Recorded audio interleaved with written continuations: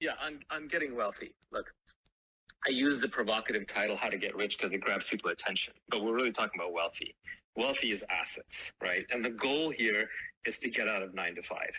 9 to 5 is just modern slavery. Now, obviously, it's not the real horrific slavery that people's ancestors experienced, but it is a modern, trimmed down form of slavery. It's wage slavery, right? You basically you don't choose when you wake up. You have to go to your drudgery job. You have to punch in the clock, punch in the hours, as if we're living in factory times, as if input has anything to do with output. Well, we live in the age of infinite leverage. With your mind, you can move mountains if you knew the right things to do. Elon Musk doesn't have more hours in the week than anybody else. He just spends it better, or he has the knowledge to apply it better. Omniscience at some level implies omnipotence. If you were a God, and if you had infinite knowledge, you wouldn't actually need to do anything. But if you wanted to do something, you would literally just flick one particle of sand, and you just knew that the wave was going to hit all the other particles, that whatever you wanted to have happen would happen, because you just knew how everything connected to everything. So knowledge is literally power. So the way to earn in the modern world is through knowledge and leverage. It's not through work. And so you want to be a knowledge athlete if you want to earn, not a physical athlete. Physical athletes, we put them in showrooms like the Olympics so they can show off, or we do it for fun or for health, but it's not the way that you actually create and gain wealth. So to create wealth requires a couple of principles. Many of these are obvious, but it sort of helps to kind of put them together. The place where I kind of create a framework around it, I say there are three things that you really need to do. The first is you need to have some specific knowledge. The second is you need to take on accountability. And the third is you need to have leverage. Those are the three key components. Specific knowledge is knowing how to do something that other people don't know how to do. And you can't be trained to do it. So then it begs the question, how do you learn it? What is specific knowledge? Examples of specific knowledge could be the artificial intelligence field is just coming up and I'm really deep into it. Or I have a really deep understanding of crypto. Or I know how to do sales of very difficult, large objects. Like I know how to sell houses that are like broken down and in need of repair. Specific knowledge could be, I'm the most entertaining gamer on the planet. I can play games on Twitch in such a way that people just love talking to me. It could even just be, I'm a great Clubhouse speaker, but on a certain kind of topic that other people just don't understand. So how do you gain specific knowledge? It's almost a catch-22.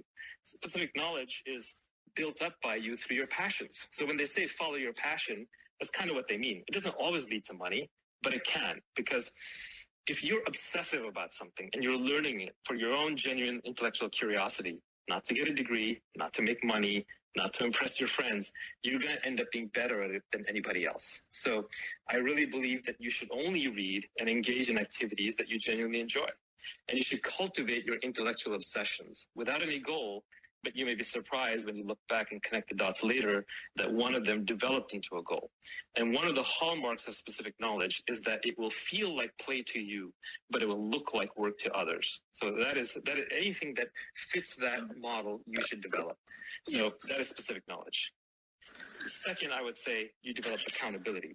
Accountability means taking on risks, branding it with your own name, eponymous companies like, the Oprah company or whatever you may think of him. Like before he became president, Trump was all about this. He would stamp his name on everything. Kanye West, right? Jay-Z, Elon Musk. These people use their names everywhere they go.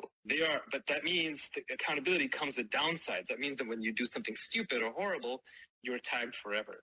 If you screw up in public. So use your name, use accountability.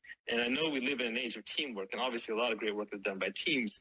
But even within a company like a startup, founders and managers are always looking for people who will take on accountability. So accountability is a big piece of it. You're never going to get paid what you're worth if you don't take on accountability.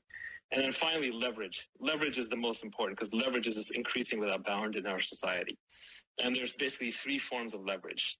There's labor, which is people working for you. That's been around forever. And your parents know it, which is why, when you tell them, I got a job, they ask, well, how many people are working for you? Or how big is the company? It sounds impressive. In reality, labor is the shittiest form of leverage. It takes too much effort to manage people. You're basically playing psychiatrist or babysitting. There's a lot of politics and emotions involved. And it's just very hard to do.